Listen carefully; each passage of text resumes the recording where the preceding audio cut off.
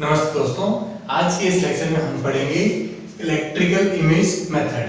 तो exactly electric image method का जो इम्पोर्टेंस होता है वो एग्जैक्टली क्या होता है कि हमें कोई भी डिफरेंशियल इक्वेशन सॉल्व करने की जरूरत नहीं होती है। नहीं तो क्या होता है, किसी भी एक प्रॉब्लम को इलेक्ट्रिक सॉल्व करने के लिए हमें बहुत लंबी डिफरेंशियल इक्वेशन सॉल्व करनी पड़ती है। उसको रिप्लेस करने के लिए जो मेथड काम में लिया गया था उसे हम इमेज मेथड कहते हैं। Image method exactly word image की तरह काम करता है कि हम एग्जैक्टली किसी चार्ज की इमेज लेकर के और पूरी कैलकुलेशन करते हैं। सिमिलरली इसके लिए तीन कंडीशंस लगती हैं जो इमेज मेथड के लिए मस्ट बी कंपलसरी है। वो क्या है एग्जैक्टली? फर्स्ट है आपका कि फाई यहां पे एग्जैक्टली मैंने पोटेंशियल के लिए काम में लिया है। तो potential of conductor must be same, यानी कि जो भी कंडक्टर काम में लिया जा रहा है, जिस कंडक्टर से दूर कोई भी एक पॉइंट पर हमें पोटेंशियल निकालना है, किसी चार्ज की वजह से पोटेंशियल निकालना है, तो एग्जैक्टली वहां पोटेंशियल क्या होना चाहिए? सेम होना चाहिए। दूसरा क्या है कि potential at infinity distance remain same, और दूसरी कंडीशन क्या है कि पोटेंशियल उस कंडक्टिंग प्लेट से कितने भी दूर जाने पर भी क्या रहना चाहिए? एक जैसा ही रहना चाहिए। नेक्स्ट कंडीशन क्या है हमारी कि electric flux over any cross surface in the original field must remain same, यानी कि यहाँ पर इलेक्ट्रिक फ्लक्स भी होना क्या चाहिए? सेम होना चाहिए वहां के सरफेस के लिए। तो इन तीन कंडीशन को यूज करके हम इमेज मेथड को पढ़ेंगे। इस मेथड के अंदर हम केवल दो ही चीज निकालेंगे।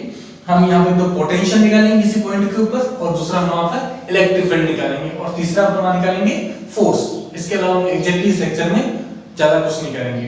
तो देखो इधर ये कोई भी एक कंडक्टिंग प्लेट है जो यहाँ पर किसी को उससे ग्राउंड किया गया है, ठीक है। ये एक आपकी कंडक्टिंग प्लेट है जो वाई एक्सिस पर है।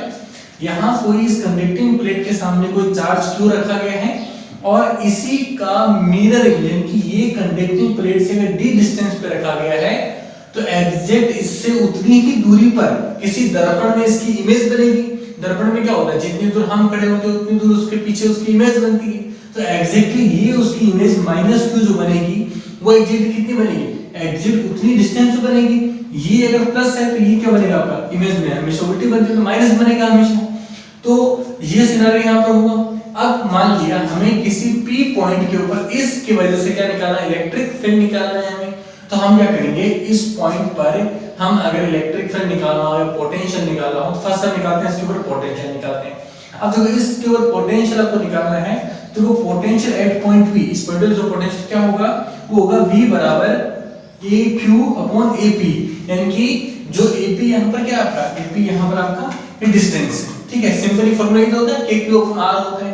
R क्या होता है आपका? डिस्टेंस, है ना। तो यहाँ पे क्या हो जाएगा KQ/A और P हो जाएगा। दूसरे के लिए क्या होगा आपका? पोटेंशियल को प्लस होगा, प्लस, लेकिन यहाँ पे चार्ज क्या है? माइनस है, तो यहाँ पे क्या सिग्निफिकेशन क्या जाएगा? माइनस का माइनस। दूसरा क्या होगा, इससे यहाँ पॉइंट से जाने के लिए वो क्या होगा? KQ/BP। BP क्या इंडिकेट करता है यहाँ पर? ये पॉइंट B और P इंडिकेट करता है डिस्टेंस को इंडिकेट करता है। और एग्जैक्ट समेशन इसका क्या होगा? KQ/R, क्योंकि ये डिस्टेंस क्या है आपकी? R है। AP को मैंने क्या मान लिया यहाँ पर? R डिस्टेंस मान लिया, और BP को मैंने क्या मान लिया यहाँ पर? R1 डिस्टेंस मान लिया, और ये हमारा फॉर्मूला कन्वर्ट हो जाएगा। एग्जैक्टली हमें क्या चाहिए?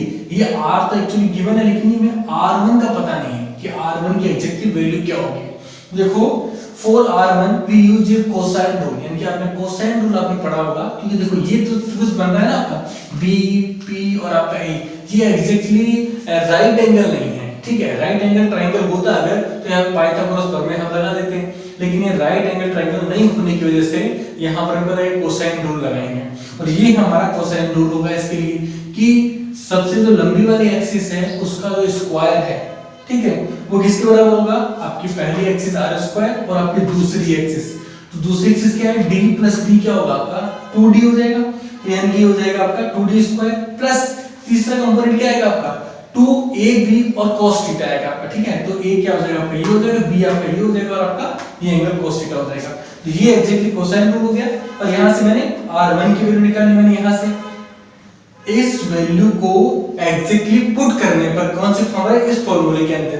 तो k हमारे क्या होता है? कांस्टेंट होता है, जिसकी वैल्यू क्या होती है? हमेशा 1/4πε होता है।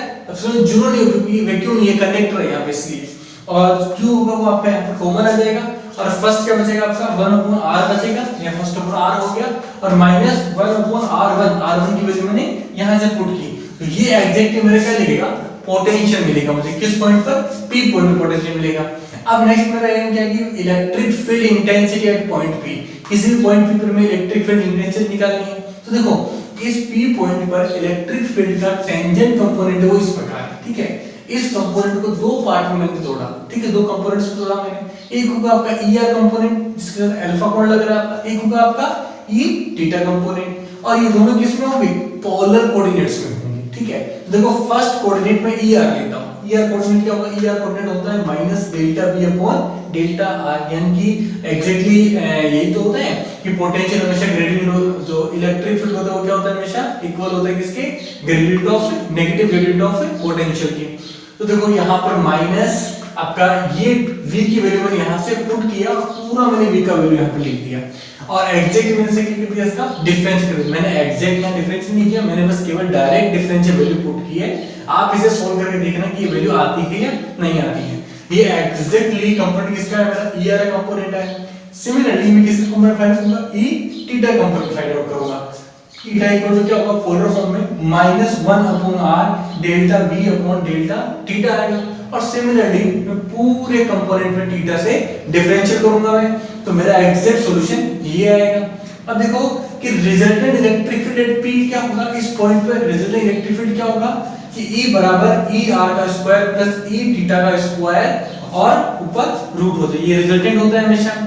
सिमिलरली इसके वैल्यू को हम यहाँ फाइंड आउट नहीं करेंगे, बस ये एग्जैक्टली मेथड है यहाँ पे ज्ञात करने का। जो क्वेश्चंस करेंगे वहां हम उसको सॉल्व करेंगे। अब देखो force between two charge q minus q and plus q, इन दोनों चार्ज के बीच में फोर्स क्या होगा?